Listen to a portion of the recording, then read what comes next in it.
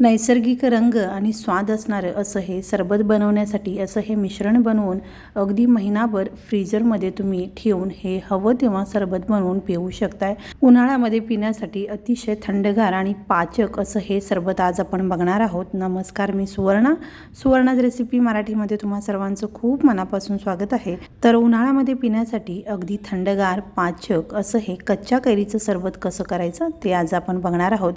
तर इथे मी दोन प्रकारे हे सरबत बनवून दाखवणार आहे। या सरबताचा रंग आणि स्वाद अगदी नैसर्गिक आहे आणि याची चव अतिशय सुंदर लागते। तर असं हे कच्च्या कैरीचं सरबत कसं करायचं, चला तर मग बघूयात। तर यासाठी इथे मी एक कैरी घेतलेली आहे। कैरी स्वच्छ धुवून पुसून घेतलेली आहे। कैरी ताजी घ्यायची आहे। हाताने दाबल्यानंतर ही कैरी अशी टणक लागली पाहिजे अशी कैरी आपल्याला इथे घ्यायची आहे। तर इथे मी तोतापुरी कैरी घेतलेली आहे। याची साल मी काढणार नाही आहे। तर ही तोतापुरी कैरी जास्त आंबट नसते आणि याची साल जरी खाल्ली तरीही तुरट लागत नाही। याच्याऐवजी जर तुम्ही दुसरी कोणती कैरी घेतला असाल तर त्याची साल अवश्य काढून घ्या, कारण तोतापुरी कैरीची साल खाल्ली जाऊ शकते पण इतर कैऱ्यांची साल थोडीशी तुरट लागते। त्यामुळे जर तुम्ही दुसरी कोणती कैरी घेतला असाल तर त्याची सोलणीने साल काढून घ्या आणि त्यानंतर मग आपल्याला ही कैरी खिसून घ्यायची आहे। तर ही कैरी मी साल न काढताच अशी खिसून घेते। तर इथे मी ही तोतापुरी कैरी घेतलेली आहे। तर ही जास्त आंबट नसते, त्यामुळे या सरबतामध्ये जे काही गोड आपण घालणार आहोत तर त्याचं प्रमाण थोडंसं कमी घातलं तरी चालू शकतं। इतर कोणती दुसरी कैरी जर तुम्ही घेतलात तर ती जास्त आंबट असू शकते आणि त्यामुळे गोडाचं प्रमाण तुम्हाला इथे वाढवून घ्यावं लागेल। तर ही सगळी कैरी मी अशाच पद्धतीने खिसून घेते। तर इथे असा बारीक खीस मी हा कैरीचा काढलेला आहे। तर अशाच पद्धतीने ही सगळी कैरी आपल्याला खिसून घ्यायची आहे। तर आता ही खिसलेली कैरी आपण एखाद्या वाटीने मोजून घ्यायची आहे, म्हणजे आपल्याला गोडाचं प्रमाण ठरवता येईल। सगळी कैरी मी या वाटीमध्ये घातलेली आहे आणि इथे अर्धी वाटी हा कैरीचा खीस झालेला आहे। तर हा खीस एका बाउलमध्ये काढून घ्यायचा आहे आणि आता याच्यामध्ये गूळ घालायचा आहे। तर जेवढा कैरीचा खीस आहे तेवढाच मी गूळ घेतलेला आहे। गूळ चिरून घ्या किंवा खिसून घ्या किंवा अगदी खलबत्त्यामध्ये थोडासा कुटून घेतला तरी चालू शकतो। तर आता हा सगळा गूळ यामध्ये मी घालते। तर इथे गुळाच्या ऐवजी तुम्ही साखरेचा वापर जरी केला तरी चालू शकतो। जास्त आंबट असणाऱ्या कैरीचा वापर इथे जर तुम्ही केला असाल तर इथे साधारण पाऊण वाटी ते 1 वाटी गूळ किंवा साखर तुम्ही वापरू शकता। तर आता याच्यामध्ये आपल्याला पाणी घालायचं आहे। कैरीचा खीस आणि गूळ भिजेल इतकं पाणी यामध्ये घालायचं आहे। साधारण अर्धा ग्लास पाणी यामध्ये मी घातलेलं आहे। तर आता हे मिश्रण आपण एक 10 ते 15 मिनिटांसाठी बाजूला ठेवूयात। यामध्ये गूळ व्यवस्थित विरघळला जाईल आणि कैरी आपण खिसून पाण्यामध्ये घातलेली आहे। कैरीचा अर्क, स्वाद किंवा जो आंबटपणा आहे कैरीमध्ये व्यवस्थित उतरेल। 10 ते 15 मिनिटांनंतर हे मिश्रण मी काढलेलं आहे। गूळ व्यवस्थित विरघळलेला आहे आणि कैरीचा स्वाद किंवा जो आंबटपणा आहे तो व्यवस्थित या पाण्यामध्ये उतरलेला आहे।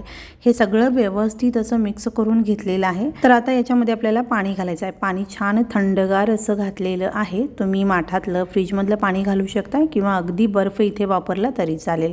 तर इथे मी अर्धा ग्लास पाणी आधी वापरलं होतं आणि आता 1.5 ग्लास पाणी यामध्ये मी घातलेलं आहे आणि आता यामध्ये आपण चवीनुसार मीठ घालणार आहोत। तर पाण्याचं जे प्रमाण आहे, तुमची कैरी किती आंबट आहे त्यानुसार तुम्ही पाण्याचं प्रमाण कमी जास्त करू शकता। तर या प्रमाणामध्ये 2 ग्लास सरबत अगदी व्यवस्थित तयार होतं। कैरी जर जास्त आंबट असेल तर आपण त्यामध्ये गूळसुद्धा जास्त प्रमाणात घालणार आहोत आणि त्या प्रमाणामध्ये सरबत अगदी 4 ते 5 ग्लास बनवून तयार होतं। तर हे सगळं मिक्स केल्यानंतर या सरबताची थोडीशी चव बघायची आहे। यामध्ये जर तुम्हाला मीठ किंवा गोड कमी वाटत असेल तर ते पुन्हा टाकून छान मिक्स करू शकता। अगदी साखर थोडीशी वापरला तरी चालू शकतं किंवा जास्त आंबट सरबत लागत असेल तर थोडंसं पाणीसुद्धा वाढवू शकता। तर आता हे सगळं व्यवस्थित मिक्स केलेलं आहे आणि हे आता गाळून घेऊयात। तर हे सरबत पिताना तोंडामध्ये हा कैरीचा किस तुम्हाला आलेला चालत असेल तर सरबत न गाळता घेऊ शकता आणि कैरीचा किस नको असेल तर अशा पद्धतीने तुम्ही गाळून घेऊ शकता। तर इथे मी गाळणीने हे सगळं सरबत गाळून घेतलेलं आहे। तुम्ही एखाद्या स्वच्छ कपड्याने सुद्धा हे सरबत गाळून घेऊ शकता। तर हा निघालेला कैरीचा किस फेकून न देता तुम्ही यापासून कैरीची चटणी बनवू शकता, अतिशय सुंदर लागते। तर हे सरबत आपलं इथे तयार झालेलं आहे। याचा रंग तुम्ही बघू शकता, कुठलाही आर्टिफिशियल रंग आपण इथे वापरलेला नाही आहे। मस्त असा रंग या सरबताला आलेला आहे। गुळाचा वापर केल्यामुळे असा रंग या सरबताला आलेला आहे आणि याचा स्वादसुद्धा अतिशय सुंदर लागतो। तर हे सरबत आता तयार झालेलं आहे। तर असं हे तयार झालेलं थंडगार पाचक सरबत सर्व करूयात। मार्केटमध्ये मिळणारं अगदी महागडं केमिकलयुक्त आणि शरीरासाठी हानिकारक असणारं सरबत विकत आणून पिण्यापेक्षा उन्हाळ्यामध्ये असं हे थंडगार सरबत अवश्य बनवून प्या। या सरबताची चव अतिशय सुंदर लागते, पण तुम्हाला हवं असेल तर थोडीशी वेलची पावडर तुम्ही इथे वापरू शकताय। त्याचबरोबर थोडंसं कैरीचा खीस तुम्ही यामध्ये टाकून पिऊ शकता। सरबत पिताना मध्ये मध्ये दाताखाली कैरीचा खीस आला की तो अतिशय सुंदर लागतो।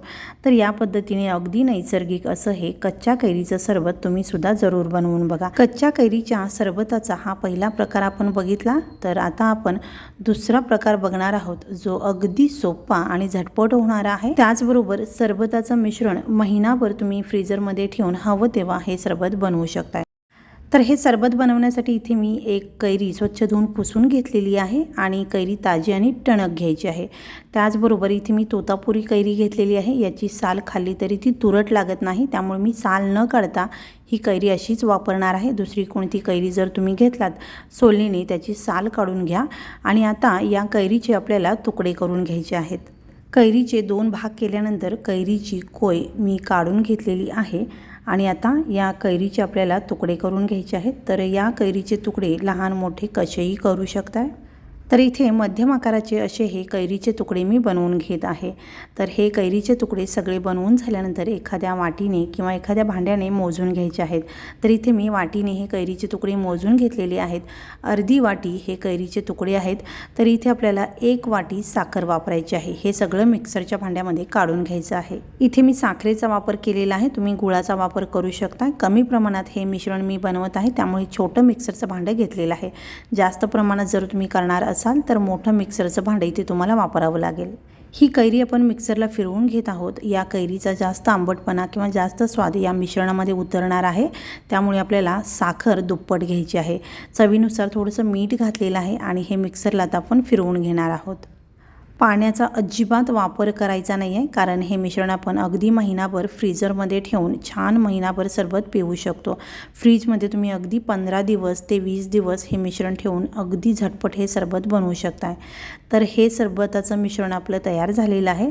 तुम्हाला हवं असेल तर हे मिश्रणसुद्धा तुम्ही थोडंसं गाळून घेऊ शकताय, कारण कैरीची साल आपण काढली नव्हती, त्याचे बारीक कण या मिश्रणामध्ये राहू शकतात किंवा सरबत पिताना ते लागू शकतात। तुम्ही हवं असेल तर हे मिश्रण गाळू शकता किंवा सरबत बनवल्यानंतर ते जरी गाळून घेतलं तरी चालू शकतं। तर आता हे सरबत कसं करायचं ते आपण बघूयात। तर या मिश्रणाचा रंग तुम्ही बघू शकता, अगदी नैसर्गिक रंग आलेला आहे। त्याचबरोबर अगदी नैसर्गिक स्वाद या सरबताला येणार आहे। तर आता हे तयार केलेलं मिश्रण ग्लासमध्ये आपल्याला ओतून घ्यायचं आहे। तर या कच्च्या कैरीचा स्वाद जर तुम्हाला जास्त प्रमाणात हवा असेल तर तुम्ही हा पल्प किंवा हे मिश्रण थोडंसं जास्त सुद्धा घेऊ शकताय।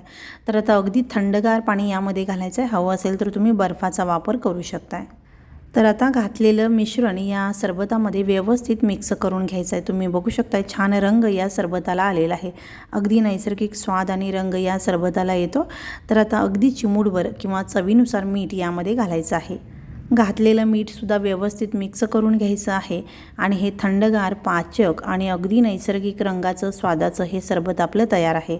तुम्हाला हवं असेल तर तुम्ही याच्यामध्ये थोडीशी वेलची पावडर टाकू शकता किंवा चटपटीत स्वादाचं तुम्हाला हे सरबत बनवायचं असेल तर तुम्ही यामध्ये तुमच्या आवडीनुसार पुदिना वापरू शकता, भाजलेल्या जिऱ्याची पावडर वापरू शकता, काळं मीठ वापरू शकता। तुमच्या आवडीनुसार तुम्ही याच्या चवीमध्ये बदल करू शकता। अगदी थंडगार पाचक असं हे सरबत आपलं बनवून तयार झालेलं आहे। सरबत व्यवस्थित मिक्स केल्यानंतर चव बघायची आहे। पल्प अजून थोडासा लागत असेल तर तो पुन्हा टाकून मिक्स करू शकता। साखर मीठ अजून लागत असेल तर वरून थोडीशी साखर मीठ टाकून पुन्हा छान मिक्स करून घेऊ शकता। आणि हे सरबताचं मिश्रण किंवा पल्प आपण जो बनवलेला आहे हा एखाद्या एअरटाईट डब्यामध्ये बरणीमध्ये भरून तुम्ही फ्रीजमध्ये 15 ते 20 दिवस ठेवू शकता किंवा फ्रीजरमध्ये 1 महिन्यापेक्षा जास्त हा पल्प राहतो।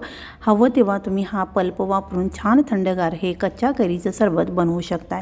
तर इथे अगदी नैसर्गिक रंगाचं, नैसर्गिक स्वादाचं, कच्च्या कैरीचं 2 प्रकारचं सरबत आज आपण बघितलेलं आहे। तर तुम्ही सुद्धा या पद्धतीने अगदी पाचक थंडगार कच्च्या कैरीचं सरबत या दोन्ही प्रकारे जरूर बनवून बघा।